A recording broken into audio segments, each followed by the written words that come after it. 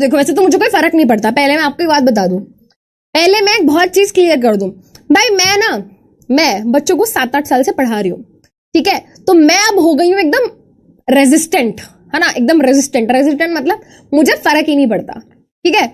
बहुत बेटा ये हर साल का है ना, हर साल बेटा तुम्हारे जैसे लाखों बच्चों को इस बैच में पढ़ा के अगले साल दूसरी क्लास में हम भेज देते हैं, ठीक है। तो बहुत सारे बच्चे हैं जो आते हैं जिनको पढ़ना नहीं होता, जिनको सिर्फ स्पैमिंग करने से मतलब है, ठीक है, वो पढ़ने आए नहीं है, वो आए हैं दुखी करने टीचर को, पर टीचर दुखी होगी नहीं, वो आए हैं दुखी करने बच्चों को। अब बच्चों को बेटा फर्क नहीं पड़ना चाहिए, जो बच्चा पढ़ने वाला है वो इन चैटों पे ध्यान भी नहीं देता, वो तो अपनी चैट ऑफ करके पढ़ाई करता है, ठीक है बेटा।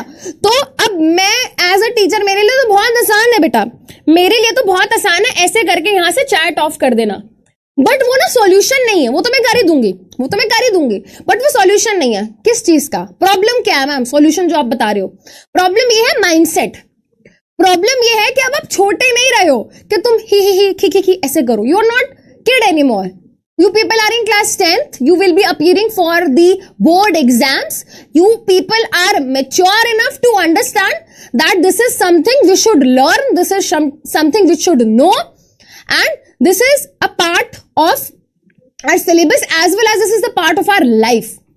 So हमें उस चीज को बहुत ही पॉजिटिव तरीके से लेना चाहिए बेटा, ठीक है। और अभी आपकी तो इतनी हिम्मत है कि आप यहां पर आके मैम को तो आप कुछ भी बोल के चले जाओगे, बट आपकी हिम्मत नहीं है बेटा कि आप घर में अपने माता पिता के सामने इस तरीके की बातें करो, है ना। तो आप अगर वहां पे रिस्पेक्टफुल हो अपने बड़ों के लिए, तो प्लीज आप यहां पे टीचर के लिए एज वेल एज बेटा उन बच्चों के लिए जो आपके साथ पढ़ रहे हैं, प्लीज आप उनके लिए भी रिस्पेक्टफुल रहना, ठीक है। मेरे लिए बहुत आसान है बेटा, एक कॉल करूंगी, मैं नाम बताऊंगी और आप ब्लॉक हो जाओगे। क्या आप वो चाहते हो? नहीं, ठीक है। तो प्लीज बेटा, है ना, मेरे लिए दूसरे बच्चों के लिए प्रॉब्लम्स क्रिएट मत करना।